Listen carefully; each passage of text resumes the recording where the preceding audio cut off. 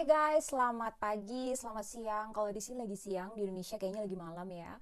Dan kalian banyak banget nanya gimana cara pindah ke Italia yang saya sebutkan Preseki Aquarica dan juga Calabria yang baru aja saya upload videonya hari ini.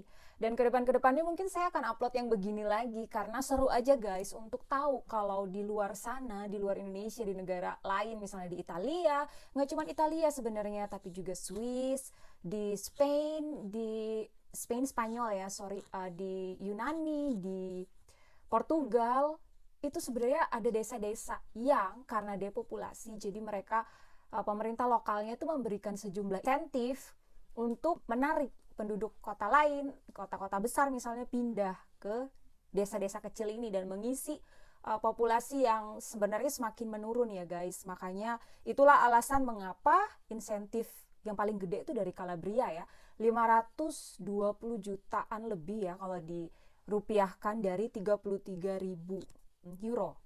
Nah, kalian nanya, apakah ini benar? Ini hoax atau PHP? Saya tuh nggak ngasih info abal-abal ya guys, semuanya tuh berdasarkan data. Kalian bisa cek ke website resmi dari Kota Madia Preseki Aquarica sendiri, mereka websitenya di sini.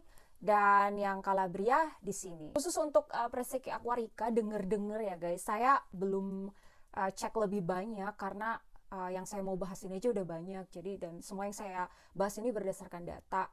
Kalian cek sendiri apakah di tahun 2024 offering itu masih berlaku. Yang setahu saya yang di Calabria atau misalnya di Spain itu nama tempatnya di Ponga, Rubia, Sexta, dan lain-lain, banyak kota lain yang saya nggak sebut. Atau misalnya tuh di Swiss, Albinen, itu masih berlaku sampai sekarang. Mereka masih menawarkan pindahnya ini. Kalau di Portugal, Aldeia, da Cerdeira, dan beberapa kota lain yang saya nggak sebutkan, itu masih menawarkan insentif kalau mereka mau pindah ke kota ini. Baik itu Anda ataupun keluarga Anda ya guys. Dan kalau melahirkan di sana juga, per kelahiran tuh dapat duit guys. Dan di tempat-tempat ini guys, rumah itu dijual drop banget sampai 1 euro. Jadi kalian bisa pilih rumah mana, kalian perhatiin juga bagus nggak sih bangunannya, karena masih butuh renovasi guys, dan masih harus bayar tax dong. Ketika kita beli rumah di sana kita bayar tax penjualan dan beberapa dana-dana lainnya ya, kapan-kapan saya bahas. Tapi harga rumah 1 euro 16.000 itu kedengerannya amazing ya guys. Nah gimana sih cerita selanjutnya tentang rumah itu di next video. Kalian tonton ya guys, karena saya tuh suka sih bahas tentang peluang dan kesempatan-kesempatan yang ada di daerah lain, di negara lain, khususnya karena saya tinggal di Belanda ya, saya bahasnya banyak banget tentang Belanda. Tapi karena Belanda itu kecil guys, dan saya juga sering traveling, saya punya banyak banget teman internasional yang bekerja di perusahaan drugstore tempat saya bekerja ya. Jadi kadang tuh kita ngobrol dan seru banget gitu loh, teman dari Italia cerita kayak gini, dan dari Spain, dari macam-macam guys, dan seru banget tukar informasi gitu. Nah tadi saya udah sebut ya, sampai mereka mau ngasih uang 520 juta itu buat apa, kenapa sih gitu. Desa ini tuh apakah desa seperti apa kok sampai uang segede itu dikasih. Dan kenyataannya memang desa ini tuh adalah desa tertinggal ya guys, karena banyak anak mudanya memilih untuk pergi ke kota. Jadi yang tinggal di sini tuh adalah orang-orang tua kebanyakan, dan populasinya otomatis menurun karena anak-anak muda ini ya menikah, tinggalnya di kota. Tapi ya kebanyakan juga emang orang Eropa tuh banyak yang memilih untuk nggak menikah ya guys. Sebenarnya juga nggak menikah, tapi mereka seringnya partner gitu, sistem partner. Mengatasi depopulasi, jadilah diberikan dana seperti ini untuk menstimulasi orang-orang yang dari kota, yang dari kota-kota Italia itu sebenarnya padat penduduk banget, untuk menjadi meratakan jumlah penduduk, nggak cuma di kota aja padat, tapi juga sampai ke desa-desa gitu. Ya memang pastilah kekurangannya adalah, saya kasih tahu aja di awal, pasti layanan-layanan kesehatan dan mungkin transportasi itu agak nggak secanggih di kota ya guys, di desa-desa ini. Dan fasilitas-fasilitas kesehatan itu pasti lebih baik yang di kota besar ya guys. Nah jadi tapi di situ juga sebenarnya bisa jadi kekurangan tenaga kerja berarti gitu kan. Misalnya untuk tenaga-tenaga kesehatan ya pasti mereka butuh lebih banyak dong. Kalau mereka memang mau membangun populasi normal kembali di kota ini, mereka butuh juga tenaga guru. Itu yang dari saya baca ya guys. Jadi kemungkinan-kemungkinan pekerjaan yang kalian tanya kalau misalnya pindah ke sana, ya masih bisa jadi guru, bisa jadi dosen, bisa jadi, pasti ada universitas dong one day kalau memang rencana ini berhasil ya, mendatangkan banyak orang untuk pindah ke desa ini. Dan banyak infrastruktur, membangun atau merenovasi gedung-gedung butuh kuli, butuh kontraktor. Kalau bahasa Indonesia kontraktor tuh yang tukang handle bangunan gini ya guys. Butuh banyak tenaga kerja harusnya gitu. Pertama juga pertanian, karena semua orang pasti butuh lebih banyak makanan kalau populasinya berkembang pesat. Dan juga pariwisata, karena banyak turis-turis. Sebenarnya kota-kota ini tuh kota-kota yang indah banget, kota kecil, desa yang indah banget guys. Jadi pemandangan gunung, pinggir pantai, itu pemandangannya itu indah banget. Dan pastinya butuh hotel dan losmen dan pekerja-pekerjanya gitu, kalau tempat-tempat ini suatu saat populasinya normal kembali ya, dan turis-turis datang ke kota ini. Balik ke tujuan diberikannya dana ini tadi, supaya kalian lebih tahu dan nggak ngerasa kalau ini tuh berita hoax. Selain depopulasi dan selain ingin meningkatkan populasi di sana, mereka juga ingin menghidupkan kembali infrastruktur di desa atau kota-kota kecil ini ya guys.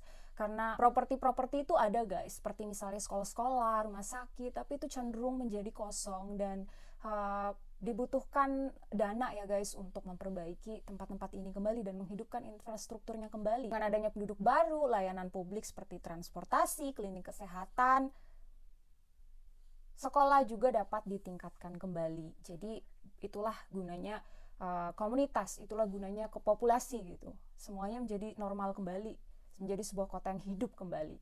Juga tujuannya kota ini tujuannya dana ini digulirkan itu membuat orang pada datang, dan akhirnya populasi orang-orang ini juga akan mendorong kota ini menjadi independence guys. Jadi selama ini mereka masih menerima dana karena menurun ya populasinya. Jadi diversifikasi atau keragaman pekerjaan di desa ini tuh menjadi lebih sedikit karena orang-orangnya yang kurang. Jadi dengan adanya penduduk baru, otomatis mata pencaharian baru pun mulai berkembang karena adanya kebutuhan-kebutuhan normalnya manusia gitu ya, butuh makan, butuh alat transportasi, butuh fasilitas kesehatan dan sebagainya. Jadi dengan begitu kan sebuah desa atau kota ini menjadi independence guys, karena mereka menjadi mandiri karena ada dana yang mengalir dari orang-orang itu sendiri gitu, bukan dana yang diperbantukan oleh pemerintah pusat Italia untuk diberikan untuk supaya desa ini tetap stay bertahan, tapi mereka bisa punya dana mereka sendiri gitu karena banyak penduduknya. Dan dari turis yang datang, dari anak bayar sekolah, guru dapat gaji, kebutuhan yang dibayarkan, kebutuhan yang terpenuhi, sehingga ada uang yang dibayarkan. Jadi dengan adanya penduduk baru itu dapat menciptakan lapangan pekerjaan baru. Misalnya mereka kan berpartisipasi di dalam membuka usaha, kegiatan pariwisata. Hal seperti ini menjadi meningkatkan pendapatan desa ya guys, sehingga tidak lagi membutuhkan dana yang sampai saat ini itu masih disalurkan dari pemerintah pusat Italia ke desa ini. Jadi desa ini nanti akan menjadi desa yang lebih mandiri. Dan juga relokasi ini mendorong pembangunan berkelanjutan di desa ini. Jadi nggak stop guys, tapi kedepannya tuh harapannya dengan adanya penduduk-penduduk baru, desa ini menjadi desa yang terus berkelanjutan hidupnya. Mungkin suatu saat desa ini menjadi terkenal dengan pertaniannya. Harapan mereka sih suatu saat desa ini menjadi desa bagus, desa baik, yang komunitas itu punya sesuatu yang bisa kenal oleh orang luar karena gaya hidupnya yang ramah lingkungan dan sebagainya. Penduduk lain juga tertarik untuk semakin memenuhi, memadati desa ini. Budaya-budaya lokal mereka juga menjadi terlestarikan ya guys, karena penduduk-penduduk baru yang tertarik untuk datang dan tinggal di desa ini juga akan membantu melestarikan budaya-budaya lokal setempat, bahkan memperkenalkan budaya mereka juga kepada generasi-generasi baru. Jadi itulah mengapa dana itu besar dan diberikan buat orang-orang yang mau pindah ke desa ini, tapi semua itu ada syaratnya ya guys. Nah, pertanyaan kalian tentang syarat-syaratnya akan aku jawab. Untuk khususnya Indonesia, itu bukan non EU ya, karena kalau EU sendiri yaitu Uni Eropa atau Amerika, USA, dan juga bagian dari negara Swiss, Norway dan sebagainya itu bisa banget pindah ke desa di Italia ini.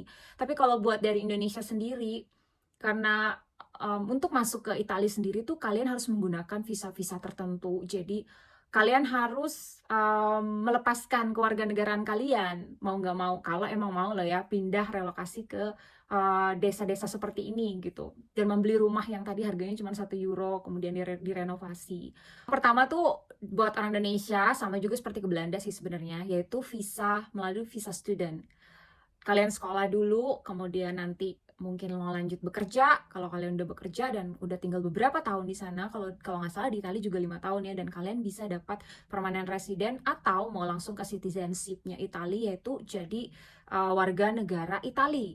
Ya sayangnya itu kalau sedengar-dengar ya guys, dengan di tahun 2025 ada wacana dual citizenship Indonesia dan negara lain. Jadi Indonesia, kalian sebagai warga negara Indonesia nggak perlu melepaskan kewarganegaraan kalian untuk bisa menjadi juga warga negara lain. Jadi ada wacana demikian, nggak tahu akan jadi apa enggaknya, kita nantikan saja guys. Kalian juga bisa tinggal datang ke Italia dengan visa kerja, yaitu mencari pekerjaan. Pemberi pekerjaanmu ini, yaitu perusahaan, itu akan menjadi sponsor kalian untuk memberi kalian visa kerja.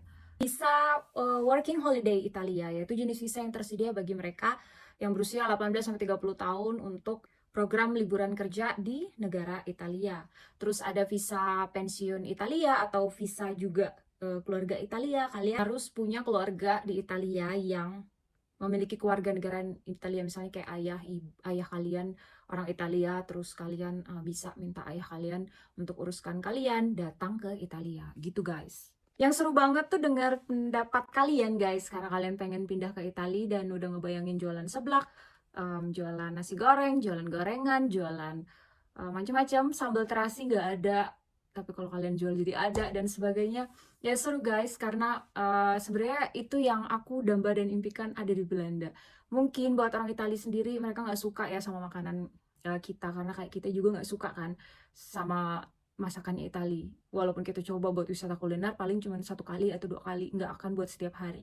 Demikian juga mungkin mereka nggak akan suka sama masakan kita. Tapi ide seperti ini tuh bisa dilakukan di Belanda guys, karena orang Belanda tuh suka banget sama makanan Indonesia. Ya, secara Belanda menjajah Indonesia ratusan tahun ya, jadi mereka juga terbiasa dengan masakan Indonesia. Di sini tuh dijual di supermarket. Kayaknya segitu dulu ya guys yang saya mau sharingkan, karena pertanyaan kalian caranya gimana, apakah ini beritanya benar atau enggak. Beritanya tuh benar dan saya udah kasih tahu cara-caranya. Jadi kalian harus menjadi warga Italia dulu guys, dan setelah kalian menjadi citizenship Italia, kalian juga bisa apply apapun yang ditawarkan negara ini atau negara di bagian lain Eropa, karena kalian sebagai salah satu penduduk dari salah satu negara Uni Eropa tuh kalian bisa berpindah kemana aja. Kalau kalian mau pindahnya ke Swiss, ke desa Albinan, itu juga cakep banget.